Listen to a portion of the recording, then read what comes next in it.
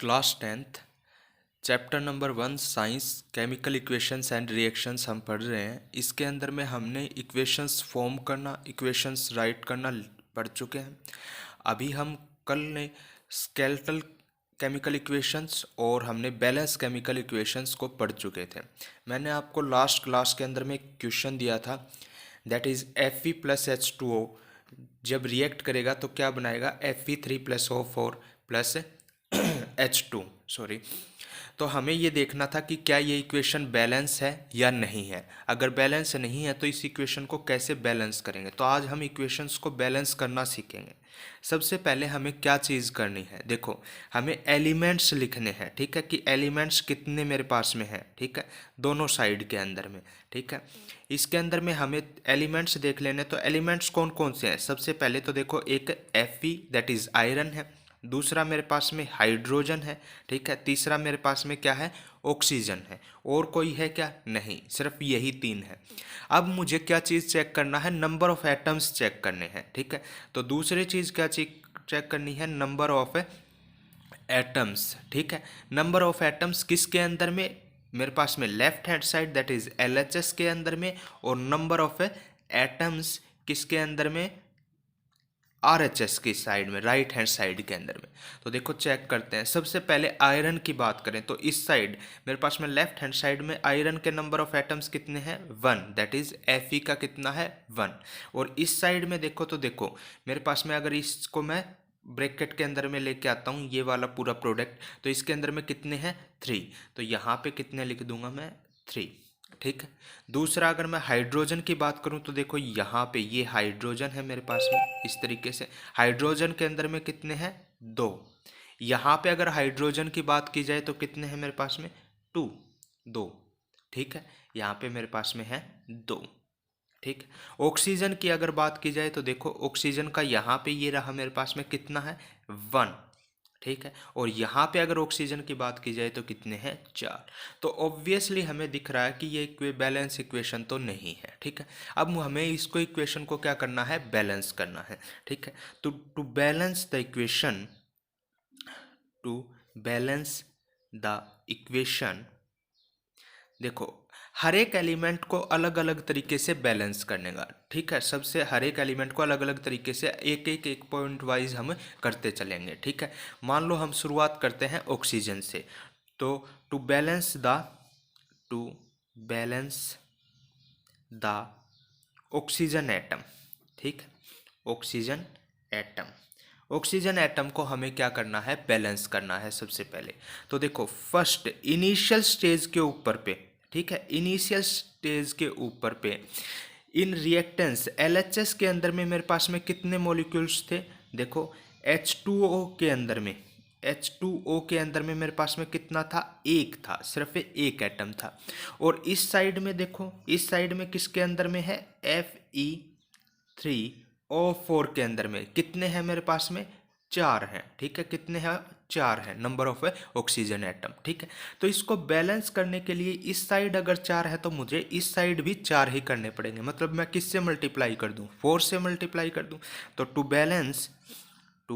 Balance मैं क्या कर रहा हूं, इस 1 को देखो इस साइड जो ऑक्सीजन एटम है उसको मल्टीप्लाई कर रहा हूं 4 से, ठीक है। तो इसको जब मैं 4 से मल्टीप्लाई करूंगा ये तो यहीं पे 4 ही रहेगा, ठीक है, कोई दिक्कत नहीं है, इसको तो छूना ही नहीं हमें। अब ये वाली इक्वेशन क्या बन जाएगी मेरे पास में, यहाँ पे 4 से जब मल्टीप्लाई करूंगा तो इसके आगे मल्टीप्लाई होगी, ठीक है।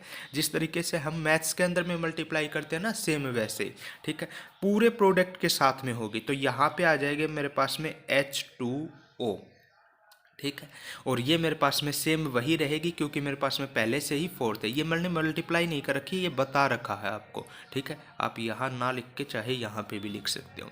और यहाँ पे मेरे पास में कितना है, Fe3O4, ठीक है। तो ये वाला फर्स्ट कंडीशन देखो, ऑक्सीजन के यहाँ पे भी जब मल्टीप्लाई करूँगा तो यहाँ पे हाइड्रोजन के कितने हो जाएंगे, 8 हो जाएंगे, क्योंकि 2 पहले हैं और 4 से और मल्टीप्लाई कर दिए, ठीक है। तो हाइड्रोजन 8 हो गए, ऑक्सीजन कितने हो गए, 4 हो गए। इसी तरीके से ऑक्सीजन यहाँ पे कितने हो गए, 4 हो गए। ठीक है, नेक्स्ट अगर हमें फिर से अब किसको करना है, अब हाइड्रोजन के ज़्यादा, देखो हाइड्रोजन के पहले अपने पास में बराबर थे, लेकिन अब जब मैंने ऑक्सीजन को बराबर किया तो चेंज हो गए। अब अगर हाइड्रोजन को मुझे बैलेंस करना है, ठीक है, तो इसको भी मुझे चेंज करना पड़ेगा। ठीक है, तो टू बैलेंस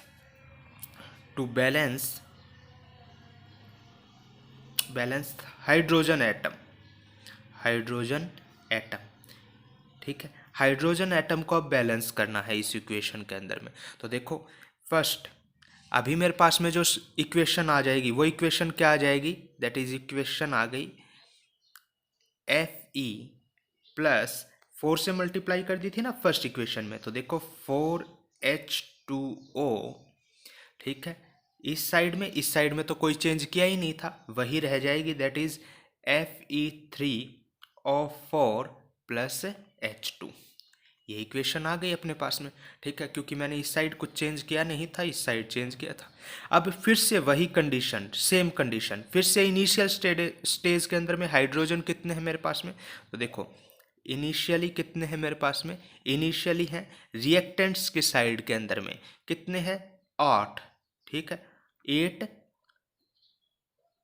H एटम्स मतलब हाइड्रोजन एटम्स, और इस साइड कितने हैं मेरे पास में, देखो सिर्फ 2, तो फाइनल कितने हैं 2H एटम्स, 2 हाइड्रोजन एटम्स। क्या करना पड़ेगा मुझे फिर से, टू बैलेंस करने के लिए सिंपल, जैसे मैथ के अंदर में मल्टीप्लाई करते हैं वैसे इसको अगर इस साइड भी 8 बनाने हैं तो इसको किससे मल्टीप्लाई कर दूं, 4 से मल्टीप्लाई कर दूं।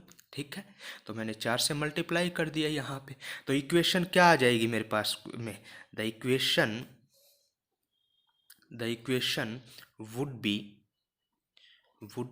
बी, क्या इक्वेशन आ जाएगी, देखो ये तो ऐसे का ऐसे रहेगा, सेम सिनारियो, क्योंकि इसके अंदर तो कुछ चेंज किया ही नहीं है। Fe+4H2O, ये मेरे पास में आ जाएगा क्या, Fe3O4 प्लस में कितना 4 से मल्टीप्लाई किया है, तो यहाँ पे 4 से मल्टीप्लाई करूँगा, ठीक है, और ये रह जाएगा H2। ठीक है, H2 के 4 से अगर मैं मल्टीप्लाई करूंगा तो कितने हाइड्रोजन एटम्स कितने आ जाएंगे, 8 हाइड्रोजन एटम्स आ जाएंगे।